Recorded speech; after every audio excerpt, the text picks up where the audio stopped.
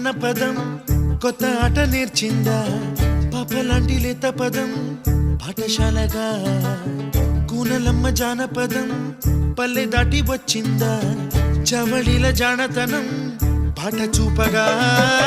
కుంచెలో తాగే చిత్రాలు ఎదురొచ్చేలా అంతటా